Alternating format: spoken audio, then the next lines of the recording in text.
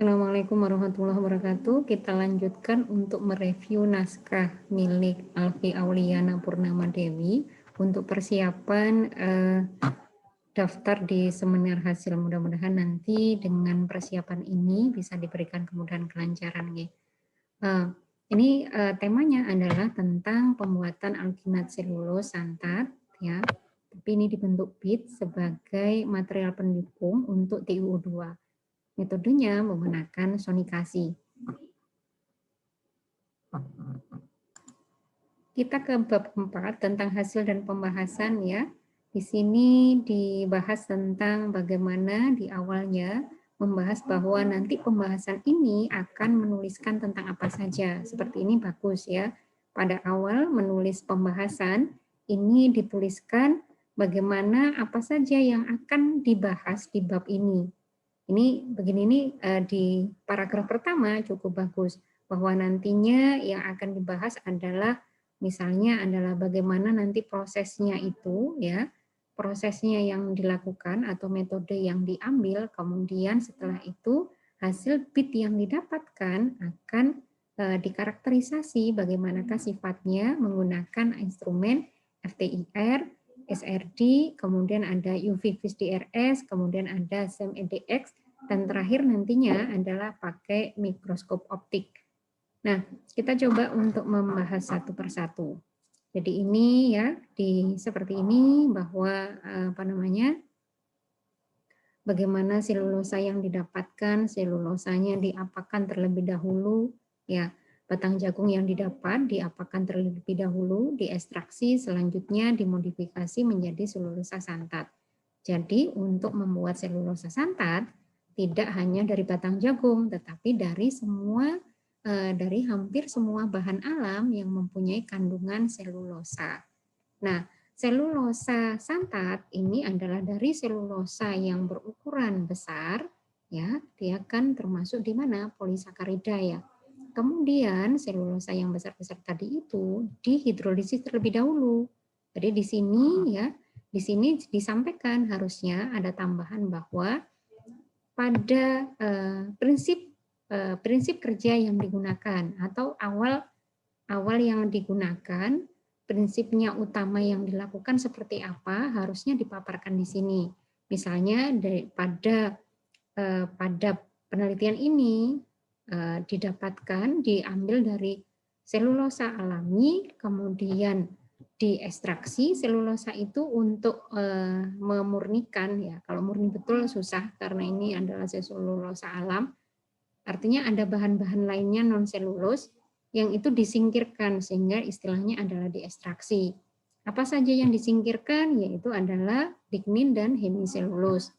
Nah, kemudian setelah itu dimodifikasi. Mestinya nanti di sini diterangkan dimodifikasinya melalui tahapan apa dan apa. Padahal di sini ada juga pengubahan selulus menjadi mikroselulus, ya, atau fiber menjadi mikrofiber, yaitu menghidrolisis menggunakan NaOH di sini, tapi kurang dipaparkan. Silakan nanti ditambahkan. Nah, kemudian setelah itu direaksikan dengan santat sehingga dihasilkan selulosa santat. Nah, pada tahapan ini juga dilakukan penambahan TiO2 sebagai senyawaan katalis, ya. Fotokatalis. TiO2 itu katalis yang jenis apa? Dia adalah jenis yang fotokatalis. Jadi dia di sana membantu reaksi yang menggunakan cahaya. Ya, jadi ada reaksi-reaksi yang menggunakan cahaya dan TiO2 ini mampu mempercepat reaksi, khusus reaksi yang menggunakan cahaya atau fotokatalis. Nah, nanti juga diterangkan di sini bahwa variasi ini untuk apa? Harusnya juga diterangkan di bab 4 ini. Variasi ini untuk apa? Ya, untuk mengamati apakah variasi penambahan TiO2 itu. Nah, kemudian ini nantinya akan dikarakterisasi menggunakan alat-alat ini tadi.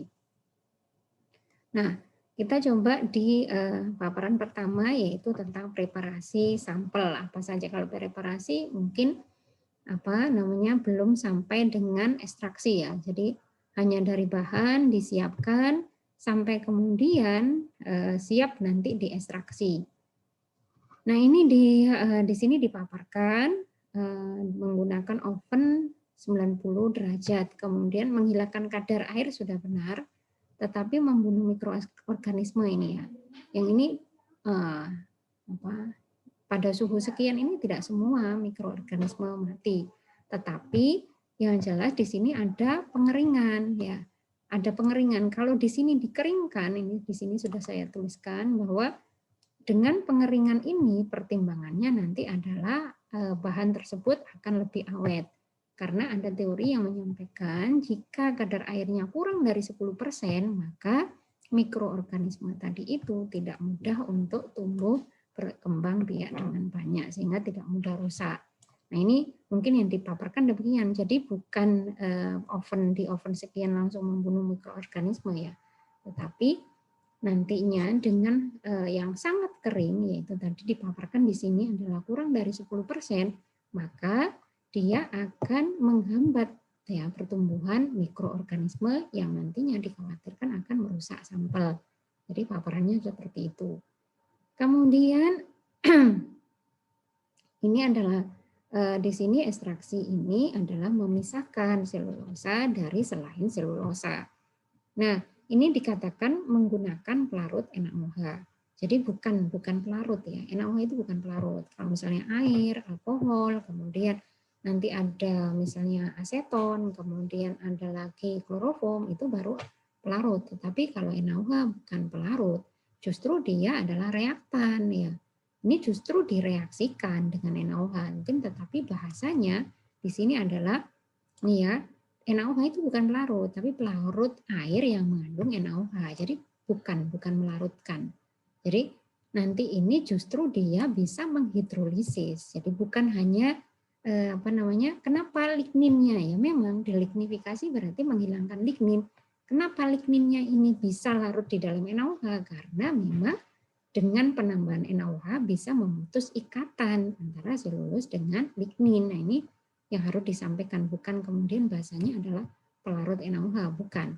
Jadi direaksikan dengan NaOH encer misalnya bahasanya begitu, atau kemudian proses delignifikasi menggunakan air yang mengandung NaOH sekian persen sekaligus disampaikan ya, karena ada batasannya juga, nggak boleh terlalu pekat NaOH-nya, nanti hidrolisisnya terlalu rusak ya, dan itu tidak diinginkan.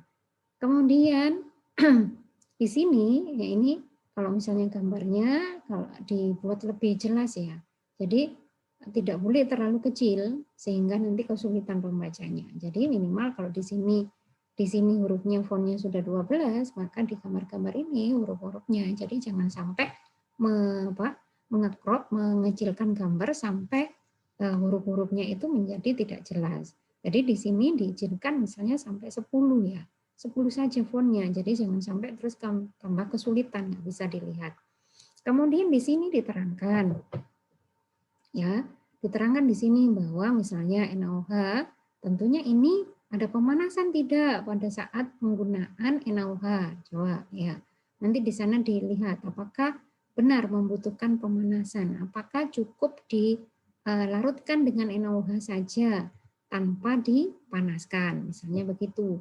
Nah, misalnya NaOH di dalam air, dia akan ya NaOH di dalam air dia akan terdisosiasi, terionisasi menjadi Na+ dan OH- selanjutnya, kemudian bagaimana OH-nya ya, OH- kemudian memilih ya menyerang H pada ikatan OH ini. Nanti harus diterangkan juga ya, harus diterangkan, belajar untuk menerangkan kenapa yang diambil adalah OH bagian ini, tidak bagian yang lain. Coba nanti dilihat apakah OH bagian ini dialah yang paling lemah sehingga yang menjadi sasaran.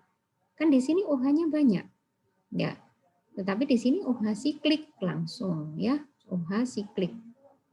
Coba ini OH siklik ya.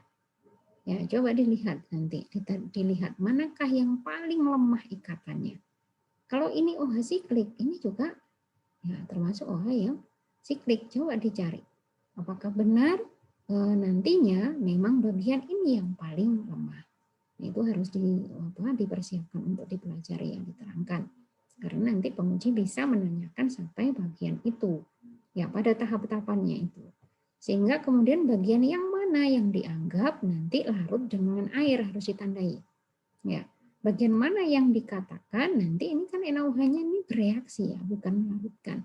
Antara melarutkan dan bereaksi itu dalam pemahaman kita orang kimia ini tentunya kan beda. Jadi jangan disebut pelarut NaOH ya. Tetapi NaOH-nya ini kan dari sini ini akan muncul menunjukkan bahwa ini bereaksi, bukan melarutkan. Beda. Kalau melarutkan nanti dia tidak ikut bereaksi, itu melarutkan. Tetapi kalau pada bagian ini NaOH adalah reaktan, sehingga di sana dia benar-benar bereaksi, membentuk produk yang kemudian produknya ada yang larut dan tidak larut. Yang tidak larut adalah tentunya bagian selulusnya, yang kemudian lebih ionik, ya, yang lebih bermuatan, tentunya nanti yang mudah larut ke dalam air. Nah itu nanti dilihat ya, dilihat dipelajari untuk ditandai bagian mana yang ditambahkan, misalnya selulosa yang bagian yang tidak mudah larut, kemudian yang ini adalah bagian yang larut yang disebut dengan lignin. Misalnya ada keterangan begitu, tidak apa-apa. Jadi reaksinya ini kalaupun tidak cukup begini karena harus menyesuaikan kecil-kecil nggak bisa, maka lebih panjang atau lebih besar ya di halaman berikutnya dijelaskan supaya menjadi lebih jelas. Ya, kemudian ya untuk gambar begini bisa misalnya lebih banyak. Nah ini adalah misalnya di sini lebih baik lagi misalnya ditunjukkan bahwa atau dibuat skema ya, dibuat skema bahwa ada ringkasan skema, misalnya dari batang jagung ya, nanti di akhir boleh di akhir ya. Skema bahwa dari batang jagung kemudian sudah jadi serbuk, jadi gambar batang jagung ya, gambarnya pohon jagung, kemudian dijadikan serbuk, kemudian didelignifikasi. Ini adalah bagian yang mudah larut di dalam air, sementara ini adalah bagian yang sukar larut di dalam air. Inilah yang kita teruskan ya. Kita lanjutkan untuk menjadi bahan selulose bead. Ini adalah pulp ya. Pulp ini boleh nanti diterangkan juga bahwa pulp ini adalah biasanya digunakan untuk apa? Biasanya untuk dilanjutkan kalau di industri untuk pembuatan kertas, untuk pembuatan tisu, bisa disampaikan demikian. Nah, jadi ini di kita bahwa sampaikan ya bahwa bead tadi itu nanti di kita ini kan ada penggunaan alginat, kemudian selulus, kemudian ada TiO2. Nah, masing-masing tadi itu boleh disampaikan fungsinya untuk apa. Kalau seandainya selulus saja untuk jadi bead bisa atau enggak, atau kelemahannya, kelebihannya di mana. Kalau kemudian alginat saja bisa enggak jadi bead, bisa bundernya bisa dapat. Tetapi bagaimana memungkinkan enggak nanti TiO2-nya dimasukkan kalau hanya alginat saja. Nanti juga diterangkan demikian ya. Berikutnya adalah di sini ya tentang bahwa selulus itu merupakan struktur yang lebih amorf. Ini enggak benar ya, kalau selulus memiliki struktur amorf dan kristalin, ya jangan ya. Nanti mending disampaikan bahwa ini ya. Nah, ini di atasnya juga ada keterangan ya. Ini ada keterangan bahwa misalnya di sini dengan bleaching ya. Jadi delignifikasi melarutkan lignin, kemudian dilanjutkan dengan peristiwa atau dengan tahapan bleaching. Bleaching ini adalah untuk memberikan warna putih. Nah, nanti di sini bisa diterangkan, dipahami bahwa ini berfungsi mengoksidasi kan gitu ya. Jadi dia tidak mengubah selulus ya. Pada saat bleaching ini selulusnya tetap menjadi selulus, hanya kemudian dia dioksidasi, warnanya menjadi putih ya. Karena kita menginginkan beadnya berwarna putih. Seandainya beadnya tadi itu tetap berwarna coklat, ya bisa-bisa saja ya. Ini tadi sudah yang tentang NaOH. Kemudian yang ini menghasilkan warna yang semakin putih ya. Oke. Nah, kemudian di sini disebutkan selulosa memiliki struktur amorf dan kristalin. Nah, penambahan asam pekat berupa HCl mampu melarutkan selulus sehingga struktur amorf dari selulus terdegradasi membentuk selulus yang lebih sederhana dengan tingkat kristalinitas yang lebih tinggi. Oke, nanti coba dilihat ya, apakah benar ada kristalin pada selulus bit ya. Sebenarnya nanti hasil SRD-nya kan tidak menyampaikan begitu, ya. Tidak menyampaikan begitu. Nah, ini begini, pada selulus memang, jadi jangan menyampaikannya pada selulus memiliki struktur amorf dan kristalin. Jangan, nanti ini membingungkan. Ya, misalnya selulus memiliki struktur yang cenderung amorf, gitu. Ya, atau memang bukan cenderung amorf lagi, memang amorf dia. Kemudian ketika ada hidrolisis ya, penambahan asam pekat berupa HCl mampu melarutkan selulus sehingga struktur amorf dari selulus terdegradasi membentuk selulus yang lebih sederhana. Bentar-bentar, tidak begini ya. Ini penambahan asam pekat berupa HCl mampu melarutkan selulus, bukan melarutkan selulus, dia mendegradasi ya, memecah selulus ya. Ini kan memecah selulus. Bentar, di sini pemakaian HCl atau pemakaian NaOH ini harus dipaparkan. Nah, coba kita pahami pada cara kerjanya ya. Pada cara kerjanya ini bahwa pada penambahan NaOH itu adalah mereaksikan atau memutuskan ikatan lignin dari selulus sehingga ligninnya bisa larut atau pergi dari selulusnya. Kemudian ada setelah diekstraksi. Nah, ini tahap yang ketika mereaksikan dengan NaOH itu kan ekstraksi selulus ya. Kemudian setelah itu didapatkan pulp ya. Ini masih dapat selulus saja. Nah,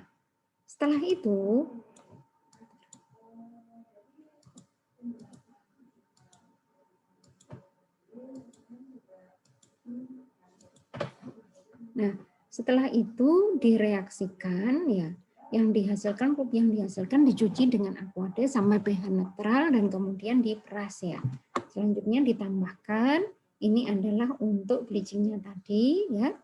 Kemudian dilanjutkan dengan hidrolisis selulus menggunakan asam kuat encer ya, menggunakan HCl yang dibantu dengan proses proses untuk memecah menjadi microfiber ini dilakukan ya, hidrolisis dengan ini dihasilkan microfiber ya, microfiber yang nantinya bisa terdispersi tahu ya, nanti bisa tersebar. Kalau tadinya selulus itu tidak bisa tersebar di dalam air, kalau nantinya yang microfiber tadi itu bisa tersebar atau kemudian bisa diubah menjadi gel ya, sebelum kemudian dicetak menjadi bit. Nah, ketika di sini penggunaan natrium klorid ya, natrium klorid ini ketika ada penambahan juga asam asetat, nah ini nanti mampu mendegradasi lignin. Dan ini kan fungsinya untuk bleaching. Nanti coba dicek lagi apakah benar cara kerja untuk bleaching itu adalah dengan mendegradasi lignin ya. Karena kalau ligninnya tadi itu kan sudah dihilangkan dengan penambahan NaOH ya. Penambahan NaOH, ligninnya sudah disingkirkan. Nah, bleaching ini bukan untuk lignin lagi, tetapi dia ini bersifat semacam oksidator. Nah, nanti coba dilihat lagi, dicek lagi. Dicek lagi apakah ini adalah mendegradasi lignin ya. Karena ligninnya tadi sudah disingkirkan. Berikutnya saya lanjutkan untuk yang struktur amorf dan kristalin tadi. Nah, ini tidak kemudian ini dua-duanya, tetapi selulus itu amorf gitu, tidak dua-duanya begini, selulus amorf. Kemudian adanya penambahan asam pekat berupa HCl, asam pekat encer ya, karena dia 5% kan ya. Nah, kenapa tidak asam pekat yang sampai 30%? Nanti hancurnya seperti apa? Nah, ini diharapkan nanti mengubah selulus menjadi mikroselulus, ya, ukuran mikroselulus. Nah, ukurannya yang diubah menjadi terputus-putus menjadi mikroselulus. Nah, membentuk selulus yang lebih sederhana dengan tingkat kristalinitas yang tinggi. Nanti bentar dulu ya. Ini sampaikan dulu bahwa di sini adalah struktur yang amorf tadi itu ya terdegradasi ya atau teruraikan membentuk mikroselulus ya. Tentang bahwa mikroselulus itu apakah mempunyai tingkat kristalinitas yang tinggi, nanti coba cek lagi di jurnal apakah benar ada yang menyampaikan demikian ya, bahwa pengubahan dari selulus menjadi mikroselulus apakah benar bisa menaikkan kristalinitas. Nah, kemudian hasil rendemen yang disampaikan sebesar 36%. Ya, di sini kemudian di sini disampaikan hasil rendemennya sebesar 36%. Nah, kalau mau membandingkan, maka ini harus merupakan metode yang sama. Jangan sampai kalau metodenya beda, tiba-tiba kemudian dibandingkan. Atau sudah sampai kita saja, atau kalau kemudian ini beda, ya disampaikan di mana perbedaannya, dia mendapatkan sekitar nilai yang hampir sama dengan punya kita. Misalnya begitu. Kemudian selulus hasil ekstraksi, ya ini salah-salah ketiknya, silakan nanti ditipu dibetulkan ya. Nah, selulus hasil ekstraksi direaksikan dengan NaOH menghasilkan alkali selulus yang berserat dan berwarna putih sebagaimana gambar 4.5a. Nah, ini nanti diterangkan lagi bahwa ini bukan selulus hasil ekstraksi tentunya ya kan. Ini adalah sudah mikroselulus karena sudah sudah dari apakah ini sudah dari proses proses untuk perubahan selulus menjadi mikroselulus. Coba nanti dicek lagi.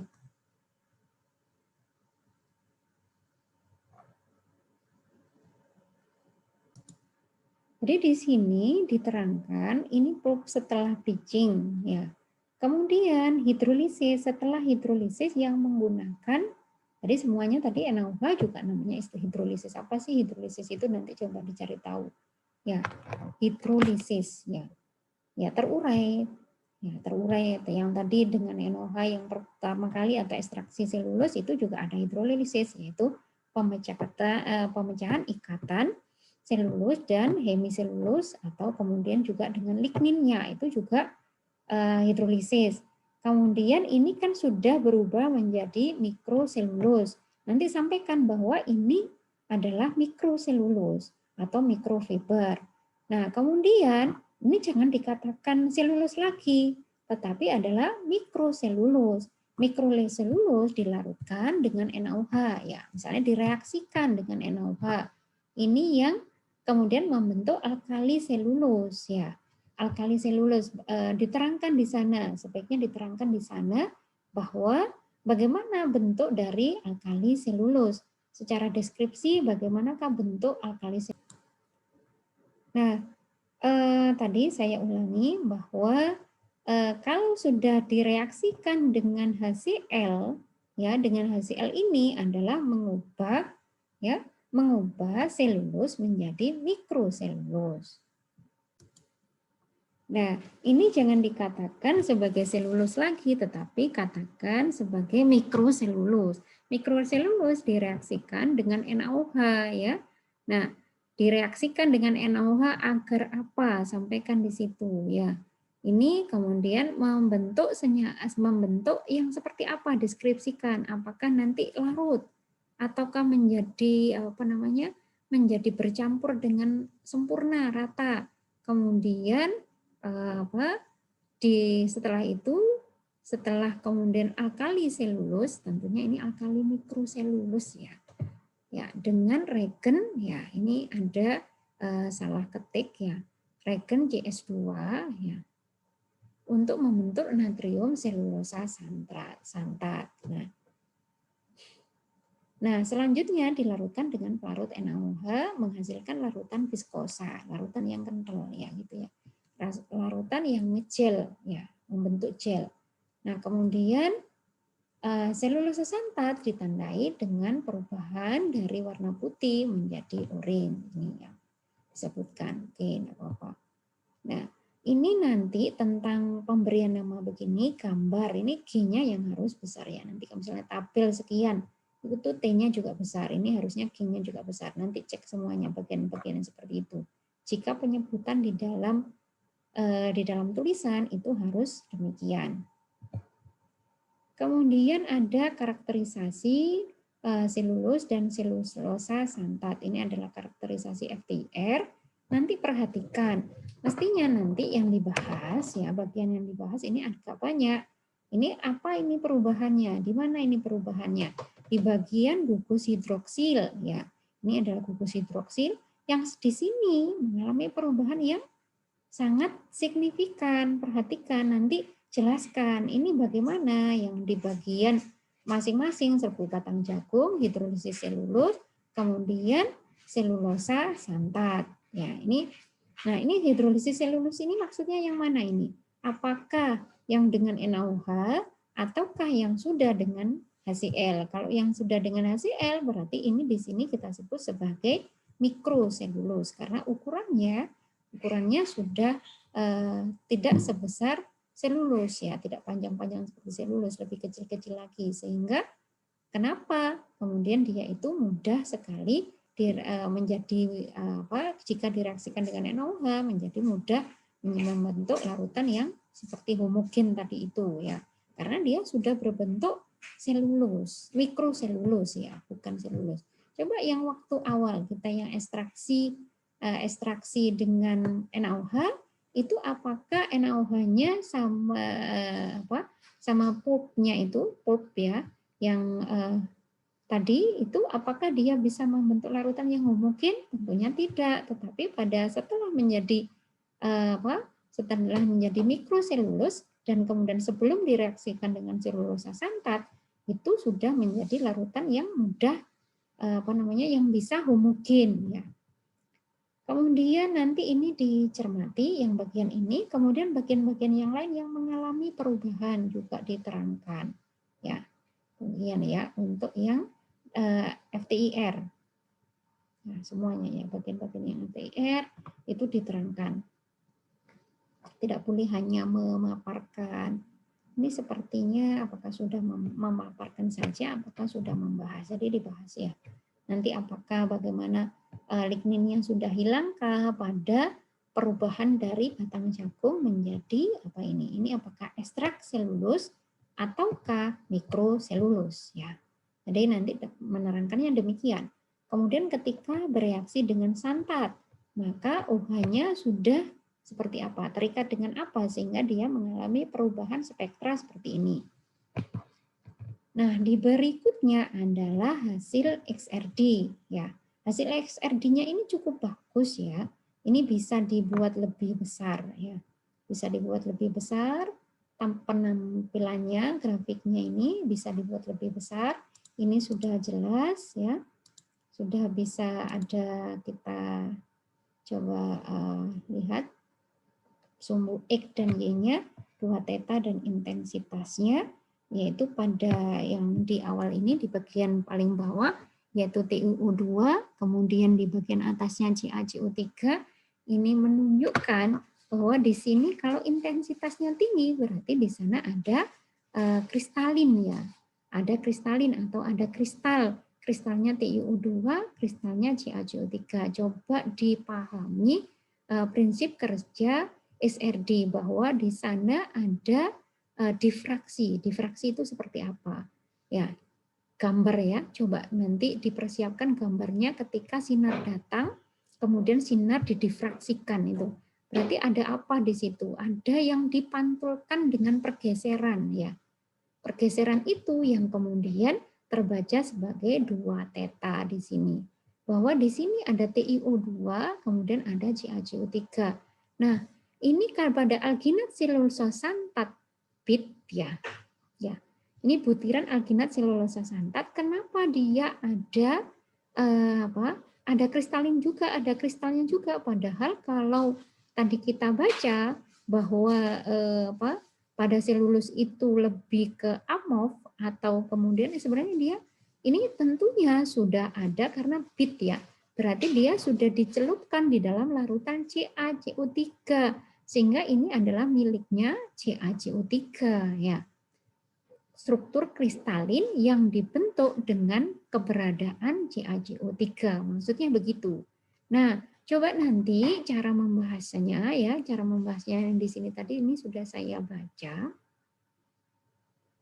bahwa dituliskannya dengan semakin tingginya TiO2, intensitas TiO2 akan semakin meningkat karena di sini kan ada variasi 0,25, 0,5 dan 0,75. Memang ada peningkatan ya intensitas TiO2, tetapi justru CaCO3-nya turun. Kira-kira kenapa? Ya.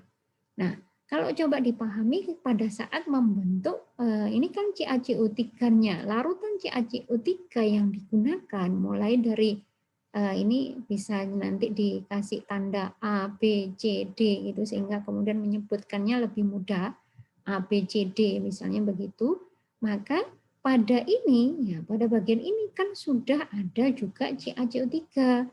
Nah, ini CaCO3 yang diberikan sebenarnya larutannya yang dibuat untuk meneteskan gelnya dari selulosa santet tadi itu konsentrasi CaCO3-nya kan sama. Tetapi ketika TiO2-nya tinggi berarti di situ CaCO3 tidak bisa menempati atau tidak bisa crosslink-nya sudah di crosslink-nya itu sudah crosslink ya. Posisi crosslink untuk bit yang melindungi bit di bagian luar sudah ditempati oleh TiO2 sehingga tidak bisa lagi CaCO3 melingkupi bit di bagian luarnya. Nah, gitu ya. Jadi pahamkah? Jadi di sini bahwa TiO2 makin banyak tidak bisa lagi bitnya mengikat CaCO3 karena kan TiO2-nya berada duluan di dalam gel. Ya kan? Kemudian baru diteteskan ke dalam larutan CaCO3 sehingga tidak ada tempat lagi untuk CaCO3 untuk melindungi atau berada pada bagian luar bit atau yang disebut dengan crosslink. Sehingga ketika ini TiO2-nya naik, ya konsentrasinya naik, ini kemudian turun. Ini menunjukkan apa? Menunjukkan bahwa tempat bagian luar ya, bagian permukaan sudah ditempati oleh TiO2. Karena CaCO3 kan kita inginkan berada di luar, ya, di luar dari bit, ya. Bagian luarnya dari bit tadi sudah ditempati oleh TiO2 sehingga tidak bisa lagi CaCO3 berada di sana. Ya, ini sesuai yang harapan kita bahwa ada TiO2 pada permukaan bit, harapan kita begitu kan.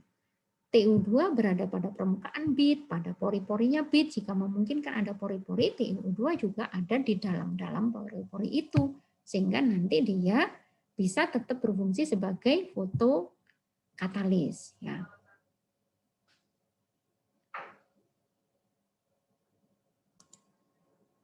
Nah, berikutnya adalah karakterisasi menggunakan UV vis DRS. Nah, ini untuk mengetahui seberapa pengaruh ya, seberapa besar pengaruh keberadaan TiO2 nantinya bisa bisa menggeser material tadi itu, menggeser panjang gelombangnya menuju panjang gelombang sinar tampak. Ya, ini maka ini sesuai dengan harapan yang semula memang dia tidak punya kemampuan sebagai semikonduktor ya. Terus kemudian TiO2 sendiri ya, yang hitam ini adalah TiO2 itu berada pada panjang gelombang yang lebih ke arah kiri ya, tidak ke arah yang kanan, sementara ketika dia berada pada material pendukung pitch, dia bergeser ke arah kanan ini. Nah, dari data ini bisa dihitung lagi ini adalah sumbu X-nya panjang gelombang, sumbu Y-nya persen reflektansi ya. Oke. Nah, ini kemudian dibuatkan tabel seperti tabel pada 4.2 ini ya. Pada tabel 4.2 bahwa di sini nantinya bisa dihitung ya energi celah pita dan panjang gelombangnya.